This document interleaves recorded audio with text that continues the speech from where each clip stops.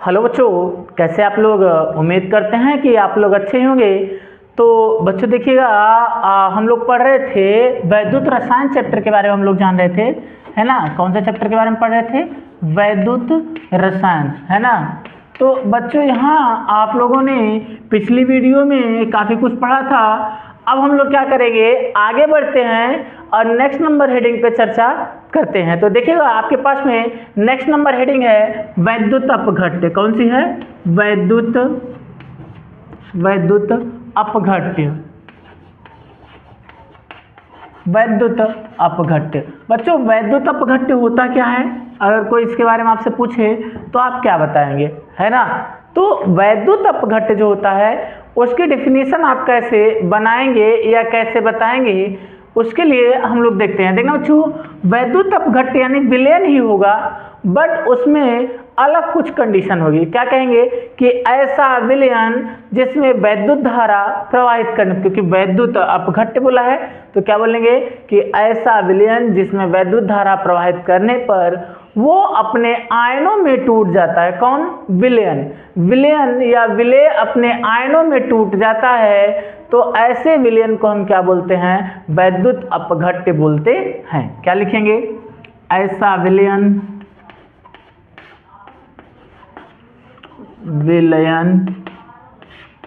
जिसमें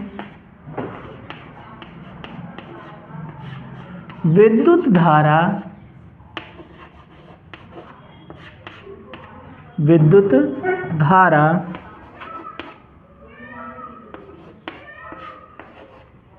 प्रवाहित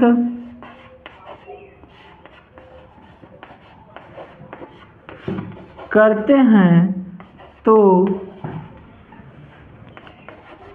विलयन अपने आयनों में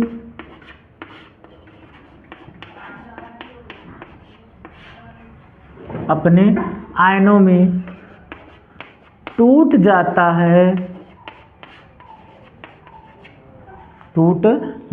है। तो ऐसे विलयन को हम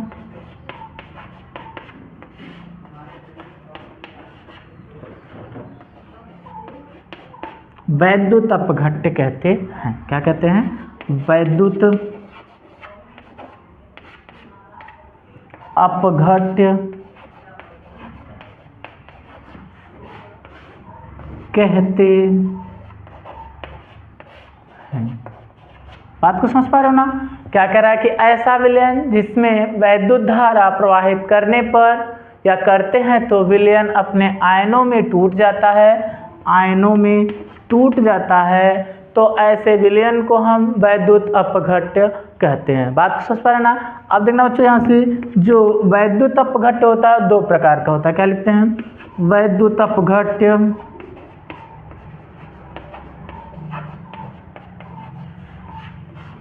मुख्यतः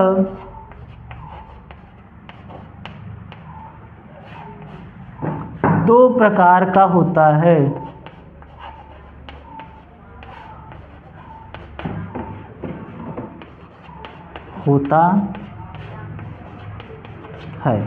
अब दो प्रकार के कौन कौन से हैं? तो बच्चों आपके पास में आएगा पहला नंबर प्रबल वैद्युत अपघट्य।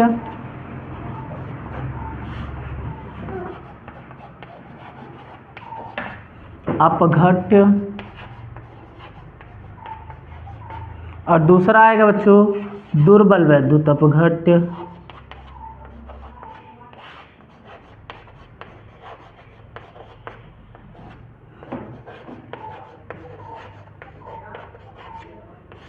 पहला कौन है? प्रबल वैद्युत अपघट्य, और दूसरा कौन है? दुर्बल वैद्युत अपघट्य। बात को समझ पा रहे हैं कि नहीं बच्चों?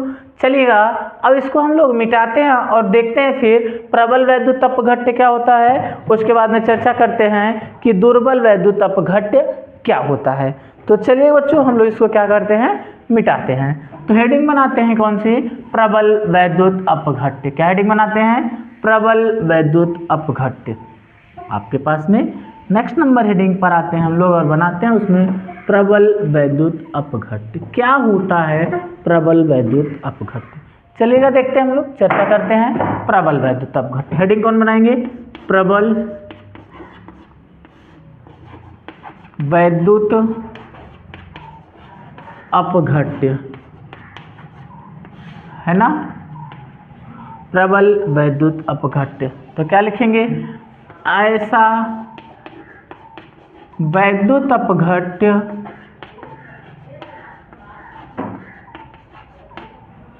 जिसमें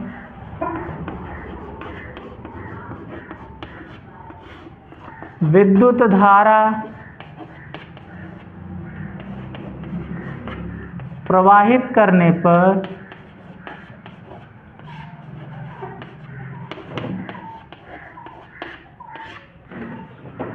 विलयन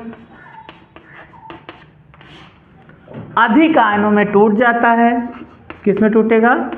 अधिक आयनों में टूट जाता है, तो ऐसे विलयन को हम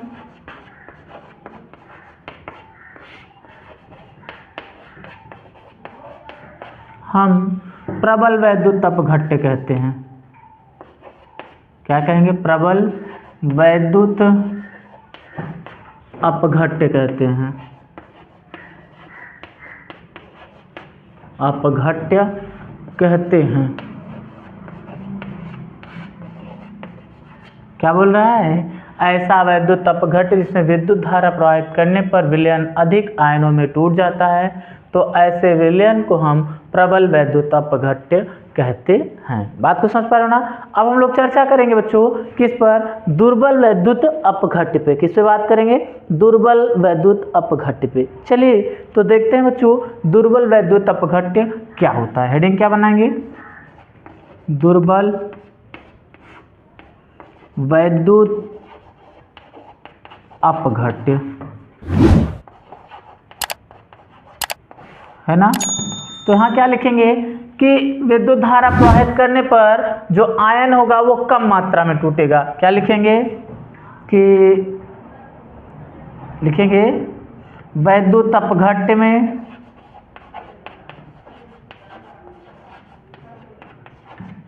वैद्युत धारा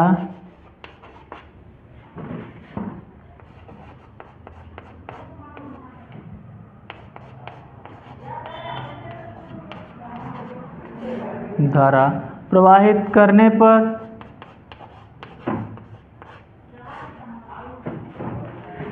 विलयन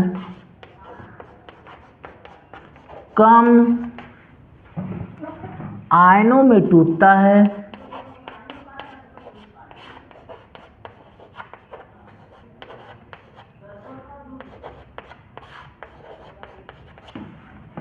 तो उसे हम क्या कहेंगे? तो उसे हम क्या बोलेंगे? दुर्बल वैद्युत अपघट्य। क्या बोलेंगे? दुर्बल वैद्युत अपघट्य कहते हैं। क्या कहते हैं? वैद्युत अपघट्य कहते हैं। बात को समझ पा रहे हो ना? क्या कह रहा है कि ऐसा वैद्युत अपघट्य जिसमें वैद्युत धारा प्रवाहित करते हैं तो विलयन जो होता है वो कम आयनों में अपघटित हो जाता है, तो ऐसे विलयन को हम क्या कहते हैं? दुर्बल वैद्युत अपघट्य कहते हैं, या ऐसे वैद्युत अपघट्य को हम दुर्बल वैद्युत अपघट्य कहते हैं। बात को समझ पा रहे हो कि नहीं बच्चों? तो चलिएगा अब हम लोग थोड़ा सा हेडिंग बनाते हैं आपके पास में। देखना, इन्हीं कह रहा है कम मात्रा में आयनित होता है और अधिक मात्रा में आयनित होता है ना बच्चों? आपके पास में बोला है कि कोई वैद्युत अपघट्य कम मात्रा में आयनित होगा या तो अधिक मात्रा में आयनित होगा। तो बच्चों इसके लिए कि कितनी मात्रा में आयनित होगा इस पर चर्चा करने के लिए आपके एक वैज्ञानिक आए जिनका नाम था कोलराउस। क्या नियम था? कोलराउस नाम था उनका। तो कोलराउस ने क्या किया था कि सीमांत मोलर चालकता के वैद्युत अपघटन के लिए आपके पास में एक नियम प्रस्तुत किया था जिसे हम क्या बोलते हैं? कोलराउस नियम कहते हैं। तो कोलराउंस नियम क्या कहता है भाई, तो उसके लिए हम लोग क्या करते हैं, चेक करते हैं, यहाँ हेडिंग बनाते हैं कोलराउंस, क्या कोलराउस नियम, क्या हेडिंग है आपके पास में, कोलराउस नियम। तो बच्चों कोलराउस नियम होता क्या है, अगर उसके लिए चर्चा किया जाए तो क्या होगा, तो चले देखते हैं, है ना। तो लिखेंगे क्या, क्या लिखेंगे कि आपके पास में यहाँ से लिखेंगे आयनों के स्वतंत्र अभिगमन के लिए, आयनों के स्वतंत्र अभिगमन के लिए अभिगमन के लिए गमन के लिए आयनों के स्वतंत्र अभिगमन के लिए कोलराउस ने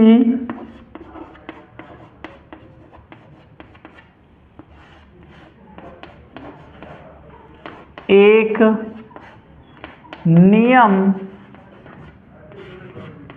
प्रस्तुत किया,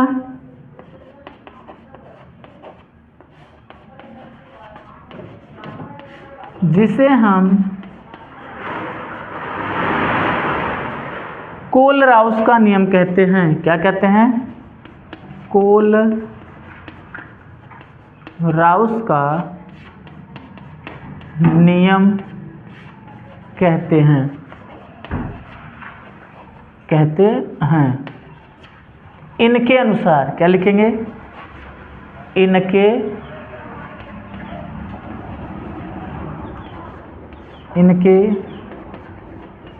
अनुसार, इनके अनुसार मतलब किसके अनुसार, कोलराउस के नियम के अनुसार, है ना। क्या लिखेंगे, लिखेंगे कि आपके पास में प्रबल, या क्या लिखेंगे कि आयनों, लिखिए देखिए, आयनों के स्वतंत्र अभिगमन के लिए कोलराउस ने एक नियम प्रस्तुत किया, जिसे हम क्या कहते हैं, कोलराउस का नियम कहते हैं। बात को समझ पा रहे हो बच्चों। तो इसके लिए अब इनके अनुसार क्या, इन्होंने क्या नियम दिया था उस पर चर्चा करते हैं। क्या कि एक वैद्युत अपघट्ट की सीमांत मोलर चालकता, क्या लिखेंगे, एक वैद्युत अपघट्ट की, देखिए क्या बोले हैं, एक वैद्युत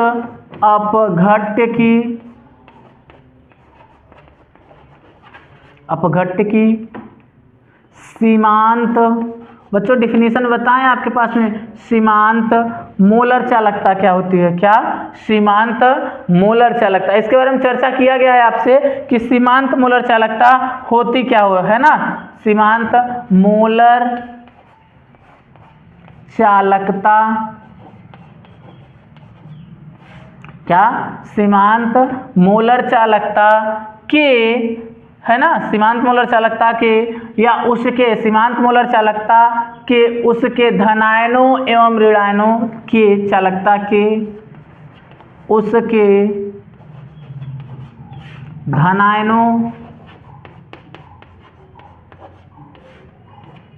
एवं धनायनों, अब बच्चों यहाँ धनायनों लिखना है ना, धनायनों, धनायनों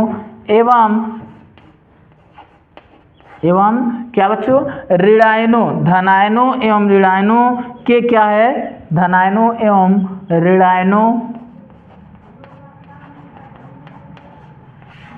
के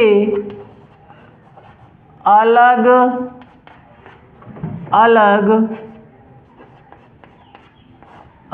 अलग योगदानों के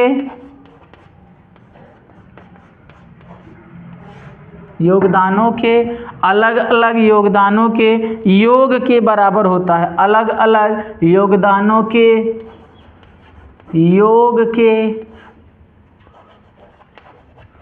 बराबर होता है, अलग अलग योगदानों के योग के बराबर होता है। बात को समझ पा रहे हैं ना बच्चों। तो क्या कह रहा है, आयनों के स्वतंत्र अभिगमन के लिए कोलराउंस ने एक नियम प्रस्तुत किया जिसे हम कोलराउंस नियम कहते हैं। इनके अनुसार क्या है कि एक वैद्युत अपघट्य के सीमांत मोलर चालकता के उसके धनायन एवं ऋणायनों के अलग अलग योगदानों के योगफल के बराबर होता है। बात को समझ, ये कोलराउंस नियम का स्टेटमेंट था बच्चों। अब लोग इसके लिए सूत्र पढ़ते हैं, तो इसको मिटाते हैं, फिर सूत्र पे चर्चा करते हैं, ठीक है ना। चलिएगा बच्चों, तो इसको क्या करते हैं हम लोग, मिटाते हैं, उसका फिर कोलराउंस का क्या करते हैं, सूत्र क्या होता है उस पर चर्चा करते हैं। तो देखिएगा, बोला है आपके पास में कि यहाँ से इसके जो विद्युत अपघट्य के सीमांत मोलर चालकता है उसके क्या धनायनों एवं ऋणायनों के क्या है अलग अलग योगदानों के योगफल के बराबर होता है। तो इससे बच्चों आपके पास में सीमांत मोलर चालकता, तो लिखेंगे माना क्या है, धनायनों को हम V प्लस से प्रदर्शित करते हैं ना। क्या लिखेंगे, माना वियोजन है ना, वियोजन, उसका वियोजन या वैद्युत अपघटन वियोजन, क्या लिखेंगे, माना वैद्युत अपघटन अपघट्य वियोजन में V प्लस धनायन एवं V माइनस ऋणायन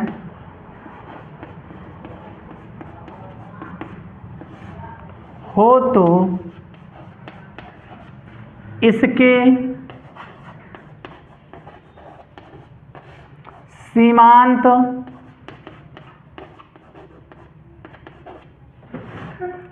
मोलर चालकता को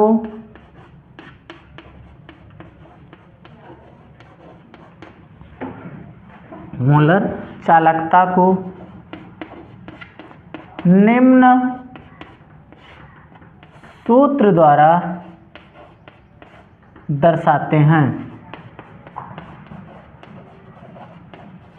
तो आपके पास में बताया गया था सीमांत मोलर चालकता बराबर सूत्र क्या होता है, तो उसके बारे में चर्चा हुई थी। तो देखिए यहाँ क्या हो जाएगा, तो लैम्डा नॉट m बराबर हो जाएगा आपके पास में V प्लस लैम्डा है ना प्लस, और प्लस का यहाँ क्या हो जाएगा V माइनस लैम्डा, यहाँ क्या हो जाएगा माइनस। ये आपके पास में सूत्र, बात को समझ पा रहे हैं ना। तो ये किसके लिए सूत्र था आपके पास में, तो आपको बताया गया सीमांत मोलर चालकता को ज्ञात करने के लिए सूत्र था। इतनी बात को समझ पाए नहीं बच्चों। आप एक सूत्र जानते हैं सीमांत मोलर चालकता के लिए ही, क्या जानते हैं कि आपको पता होगा अल्फा बराबर क्या जानते हैं आप, है ना, दुर्बल। ये तो किसके लिए, प्रबल वैद्युत अपघट्य के लिए, किसके लिए था, प्रबल वैद्युत अपघट्य के लिए, अपघट्य के लिए, किसके लिए था, प्रबल वैद्युत अपघट्य के लिए था। अब लोग चर्चा करते हैं किसके लिए, दुर्बल वैद्युत अपघट्य के लिए क्या होती है सीमांत मोलर चालकता या अन्य चीज़ों को ज्ञात करना। तो बच्चों इसको क्या करते हैं हम लोग, मिटाते हैं, फिर दुर्बल वैद्युत अपघट्य के लिए चर्चा करते हैं। तो आपके पास में आता है दुर्बल वैद्युत अपघट्य के लिए। बात को समझ पाए, इसको मिटा देते हैं तब फिर आगे बढ़ते हैं हम लोग। देखना क्या होता है आपके पास में, एक सूत्र पढ़ा होगा अल्फा बराबर यानी वियोजन स्थिरांक या वियोजन बराबर, आप जानते हैं डायरेक्टली क्या जानते हैं, अल्फा बराबर यहाँ से आपको पता होगा लैम्डा m अपान क्या लैम्डा नॉट m, ये चीज़ पता होगा। अगर यहाँ से कक्षा 11 में आप पढ़े होंगे के अल्फा बराबर क्या होता है, C alpha square upon 1 minus alpha. अगर ये वैल्यू समीकरण 1 बनाई जाए और इसे 2 समीकरण बनाए, किसके लिए है, दुर्बल के लिए है बच्चों, ध्यान रखिएगा, दुर्बल वैद्युत अपघट्य के लिए, वैद्युत अपघट्य के लिए मोलर चालकता, क्या मोलर चालकता है ना। तो यहाँ से क्या हो जाएगा, जहाँ जहाँ आपके पास में अल्फा है वहाँ वहाँ ये मान रखेंगे, तो के अल्फा बराबर हो जाएगा आपके पास में क्या, ये हो जाएगा सी, यहाँ क्या हो जाएगा lambda m upon lambda m not हो जाएगा का होल स्क्वायर अपान 1 माइनस क्या हो जाएगा, यहाँ हो जाएगा लैम्डा m अपान क्या हो जाएगा लैम्डा, क्या हो जाएगा लैम्डा नॉट m। बात को समझ पा रहे हैं ना बच्चों? तो अगर यहाँ पे स्क्वायर है तो इसको हम क्या इसका एलसीएम ले सकते हैं, उसका अंदर अंदर का गुणा और बाहर बाहर का गुणा कर सकते हैं। तो आपके पास में क्या आ जाएगा उस पर चर्चा करते हैं हम। तो हमारे पास में आ जाएगा कि अल्फा बराबर हो जाएगा लैम्डा, बात तो समझ पा रहे हैं ना, लैम्डा नॉट m, क्या जाएगा लैम्डा नॉट m, यहाँ c भी रहेगा ना, c लैम्डा नॉट m का square upon lambda naught m, है ना नॉट m, और यहाँ क्या हो जाएगा lambda naught m minus lambda m। ये है आपके पास में फार्मूला। बात को समझ पा रहे ना? ये किसके लिए? वियोजन स्थिरांक ज्ञात करने के लिए। किसके लिए? दुर्बल वैद्युत अपघट्ट के लिए वियोजन स्थिरांक ज्ञात करने के लिए फार्मूला आपके पास में निकल के सामने आता है। तो चलिए बच्चों अब हम लोग नेक्स्ट हेडिंग बनाएंगे क्या आपके पास में कि क्या होता है वैद्युत अपघटनी सेल। बात को समझ पा रहे ना? देखना बच्चों वैद्युत अपघटनी सेल का मतलब क्या है, वही आयनों की मात्रा पे ही डिपेंड करेगा। तो ऐसा सेल जिसमें वैद्युत धारा प्रवाहित करने पर उसमें आयनन की मात्रा या आयनन की घटना घट जाती है तो उसे हम क्या बोलते हैं वैद्युत अपघटनी सेल बोलते हैं, है ना। तो बच्चों देखना कितनी मात्रा में आयनन की जो वैल्यू है वो हो रही है ना, मतलब कहने का सेंस विलयन है उसमें टूटा जा रहा है, आयनन हो रहा है। देखिएगा अगर आपसे कोई पूछेगा कि भाई चलिए बताइए आप कि क्या होता है आपके पास में कि वैद्युत अपघटनी सेल, है ना। तो चलिएगा इस पर चर्चा करते हैं। हम लोग हेडिंग बनाते हैं क्या वैद्युत अपघटनी सेल। बात को समझ पा रहे ना? चलिएगा देखते हैं, इसको मिटाते हैं फिर आगे बढ़ते हैं। किस पर चर्चा करते हैं? वैद्युत अपघटनी सेल पे। तो बच्चों आपके पास में पता ही होगा कि वैद्युत अपघटनी सेल होता क्या है ना, हमको इसी पे चर्चा करना है। तो देखिएगा यहाँ से आपके पास में हेडिंग बनाएंगे वैद्युत अपघटनी सेल। क्या हेडिंग बनाएंगे? वैद्युत अपघटनी वैद्युत अपघटनी सेल, है ना। क्या बोलेंगे कि ऐसा सेल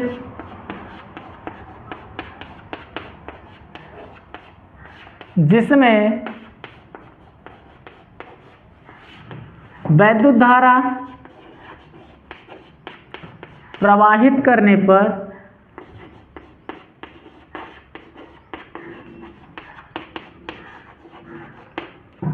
या वैद्युत धारा निकालने पर, है ना, वैद्युत धारा निकलेगी या तो प्रवाहित होगी और या तो दिया जाएगा, है ना। प्रवाहित करने पर, रहने दो या ना लिखो, प्रवाहित करने पर आयनन की मात्रा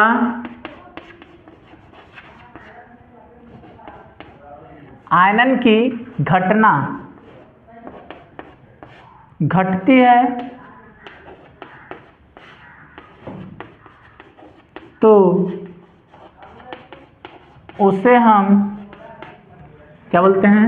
वैद्युत अपघटनी सेल कहते हैं।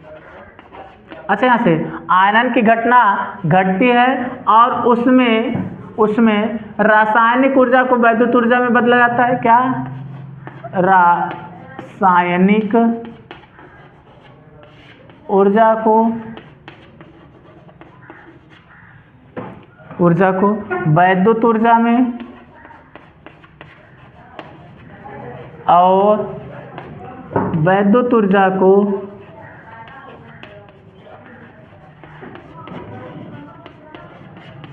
रासायनिक ऊर्जा में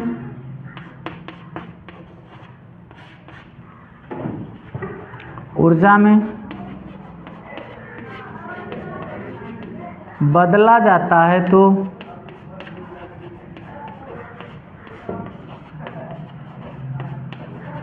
उसे हम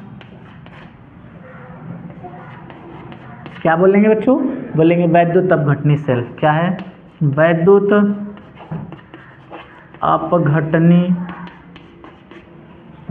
अपघटनी सेल। बात को समझ पा रहे हैं ना? ये था आपके पास में। तो बच्चों देखना वैद्युत अपघटनी सेल में आयनन की मात्रात्मक विश्लेषण के बारे में जानने के लिए फैराडे नामक वैज्ञानिक ने 2 नियम प्रस्तुत किया, है ना। क्योंकि देखिए यहाँ बोल रहा है कम होगा, ज़्यादा होगा, क्या होगा, कैसे होगा, तो इसके बारे में कि आयनन की मात्रा कितनी हो रही है ना। अभी तक जो भी पढ़े हैं आप लोग ये बोले हैं कि ज़्यादा होती है, आयनन की मात्रा ज़्यादा होती है या आयनन की मात्रा कम होती है। बट अभी आपके फैराडे नामक वैज्ञानिक ने क्या किया, वैद्युत अपघटनी सेल में आयनों की मात्रात्मक विश्लेषण के लिए कुछ नियम प्रस्तुत किए, जिसे हम फैराडे का नियम कहते हैं। तो चलिए बच्चों, हम लोग क्या करते हैं कि इसके बारे में पढ़ते हैं, है ना। तो चलिए इसको मिटाते हैं, फिर देखते हैं वैद्युत अपघटनी नियम, है ना। क्या, वैद्युत अपघटनी नियम, इसको मिटा दे बच्चों। चलिएगा आगे बढ़ते हैं और नेक्स्ट नंबर हेडिंग बनाते हैं वैद्युत अपघटनी मात्रात्मक विश्लेषण। वैद्युत अपघटनी सेलों का मात्रात्मक विश्लेषण, या हेडिंग बनाएंगे आप वैद्युत अपघटन के मात्रात्मक विश्लेषण। वैद्युत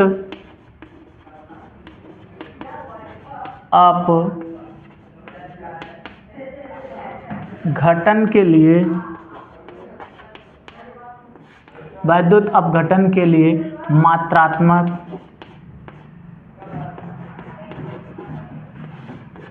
विश्लेषण।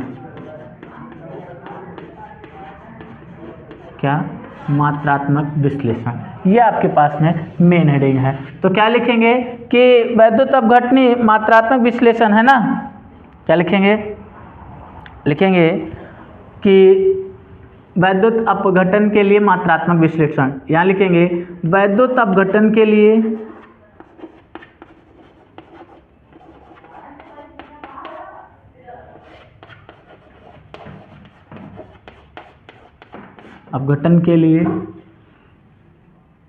माइकल फैराडे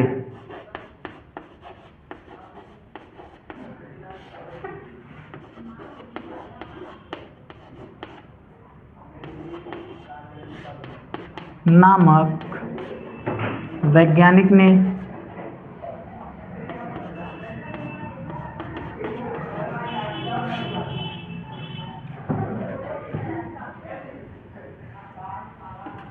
उसके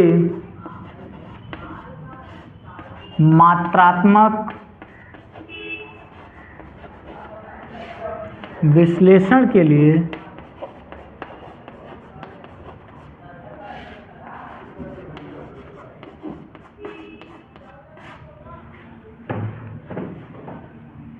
दो नियम प्रस्तुत किए, जिसे हम फैराडे का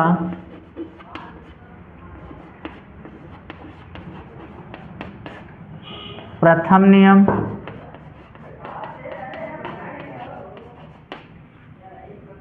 और फैराडे का, ये पहला था, ये दूसरा नियम। बात को समझ पा रहे हैं ना। ये माइकल फैराडे ने वैद्युत अपघटन के मात्रात्मक विश्लेषण के लिए 2 नियम प्रस्तुत किए, जिसे हम क्या कहते हैं, फैराडे का प्रथम नियम और फैराडे का द्वितीय नियम। तो चलिए बच्चों हम लोग चर्चा करते हैं फैराडे का प्रथम नियम, है ना। क्या होता है फैराडे का प्रथम नियम, तो इस पर हम लोग क्या ध्यान देंगे, है ना। देखते हैं, मिटाते हैं इसको और आगे बढ़ते हैं। देखिएगा क्या कहता है, हेडिंग बनाएंगे आप लोग फैराडे का प्रथम नियम। क्या बनाएंगे हेडिंग, फैराडे का प्रथम नियम, माइकल फैराडे का प्रथम नियम। चलिएगा इसको मिटा देते हैं हम लोग बच्चों। अब हेडिंग बनेगी आपकी माइकल फैराडे की प्रथम नियम, है ना। क्या बनेगा हेडिंग, माइकल फैराडे का प्रथम नियम ना। चलिए देखते हैं, माइकल फैराडे का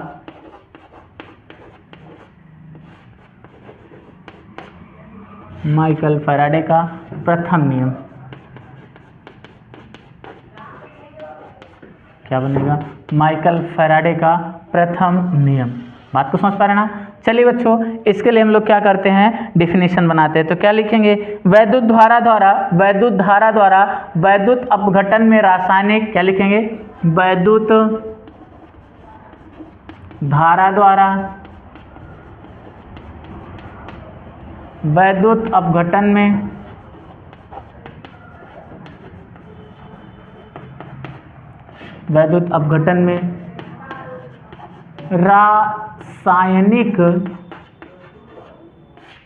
रासायनिक क्या बोले हैं कि आपके पास में रासायनिक विघटन की मात्रा वैद्युत अपघट्ट में प्रवाहित, क्या लिखेंगे, रासायनिक विघटन की मात्रा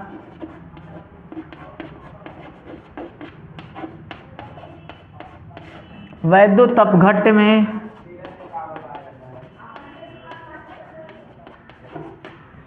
प्रवाहित धारा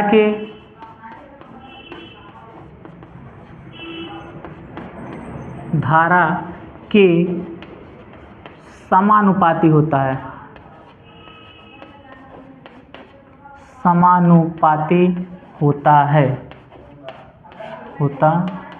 बात को समझ पर क्या कह रहा है, वैद्युत धारा द्वारा वैद्युत अपघटन में रासायनिक विघटन की मात्रा वैद्युत अपघट्ट में प्रवाहित धारा के समानुपाती होता है। बात को समझ पा रहे हैं नहीं? तो इसके लिए बच्चों आपके पास में सूत्र निकल के आया था, क्या आया था बच्चों आपके पास में, Q प्रोपोर्शनल IT या Q बराबर I इंटू T। बात को समझ पा रहे हैं ना? तो ये आपके पास में सूत्र था। इसी को बच्चों हम कुछ इस प्रकार से लिख सकते हैं, Q बराबर ZIT, जहाँ Z क्या था, तुल्यांकी है ना, तुल्यांकी भार क्या था, Z बराबर क्या, तुल्यांकी भार। बात को समझ पा रहे हैं ना? तो ये बच्चों आपके पास में फैराडे का प्रथम नियम था। कौन सा नियम था, प्रथम नियम था। अब हम लोग चर्चा करेंगे फैराडे के द्वितीय नियम पर। बात को समझ पा रहे हैं ना? तो चलिए बच्चों हम लोग हेडिंग बनाएंगे फैराडे का द्वितीय नियम, ठीक है ना। चलिएगा इसको मिटाते हैं फिर चर्चा करते हैं। तो चलिए बच्चों इसको मिटाते हैं और हेडिंग बनाते हैं फैराडे का द्वितीय नियम। क्या बनाते हैं, फैराडे का द्वितीय नियम। बात को समझ पा रहे हैं ना बच्चों? ये रूल आपके एग्जाम में लिखने के लिए जरूर पूछता है, क्या पूछेगा कि फैराडे का द्वितीय नियम। क्या बनाएंगे, फैराडे का द्वितीय नियम। फैराडे का द्वितीय नियम क्या होता है, इस पर हम लोग क्या करते हैं, चर्चा करते हैं। तो क्या लिखेंगे, इसमें लिखेंगे विभिन्न वैद्युत अपघट्ट के विलयनों में, विभिन्न वैद्युत अपघट्ट के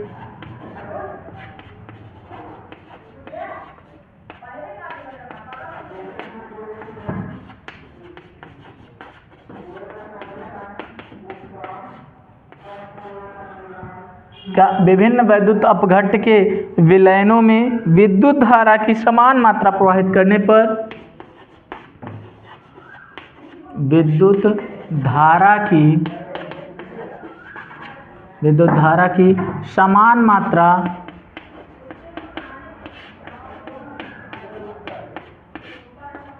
प्रवाहित करने पर, विद्युत धारा की समान मात्रा प्रवाहित करने पर मुक्त विभिन्न पदार्थों की मात्राएं, मुक्त विभिन्न पदार्थों की मात्राएं, क्या, मुक्त विभिन्न पदार्थों की मात्राएं आपके पास में किसके बराबर होती है, तो उसके रासायनिक तुल्यांकी द्रव्यमान के समानुपाती होती है। क्या की मात्राएं उसके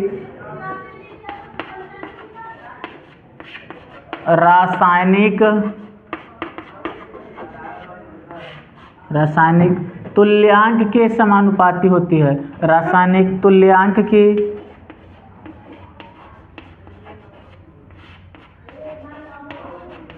समानुपाती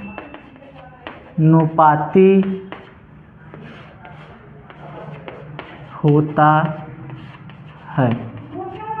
अर्थात बच्चों क्या हो जाएगा, E1/E2 बराबर W1/W2। ये आपके पास में क्या है, फार्मूला है, किसके लिए, फैराडे के द्वितीय नियम के लिए। बात को समझ पा रहे हैं ना बच्चों?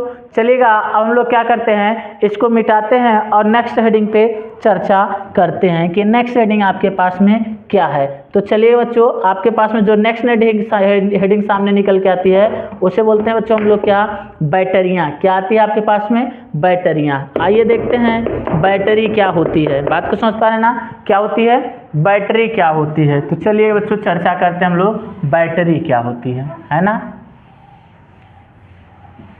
आइए हम लोग देखते हैं बैटरियाँ। क्या बोलेंगे, बैटरियाँ।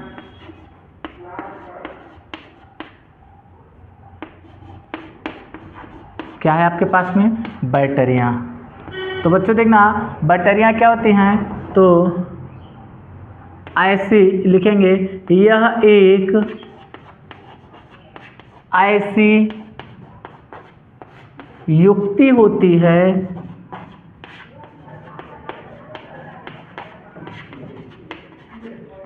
जिसकी सहायता से हम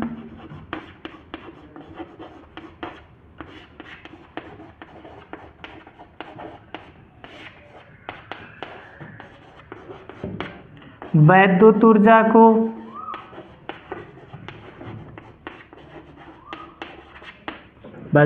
को रासायनिक ऊर्जा में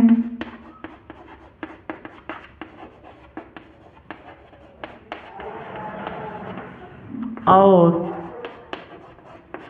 रासायनिक ऊर्जा को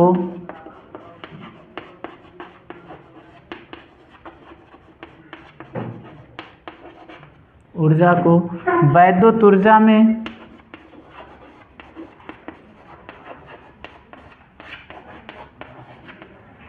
बदलते हैं, तो उसे हम बैटरी कहते हैं। क्या कहते हैं बच्चों, बैटरी कहते हैं।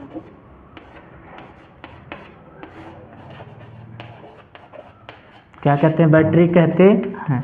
आपको समझ पा रहे हैं ना बच्चों। तो आपके पास में बैटरी मुख्यतः दो प्रकार की होती है। यहाँ से क्या लिखेंगे, बैटरी मुख्यतः दो प्रकार की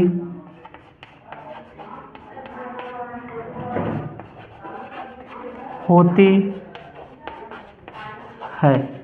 कौन कौन सी होती है बच्चों, तो पहले नंबर आती है आपके पास में प्राथमिक बैटरी। कौन सी, प्राथमिक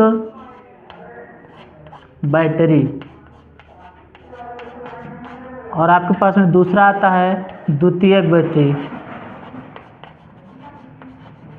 क्या आएगा, द्वितीयक बैटरी। बात को समझ पाना, क्या है, प्राथमिक बैटरी और द्वितीयक बैटरी। ठीक है ना।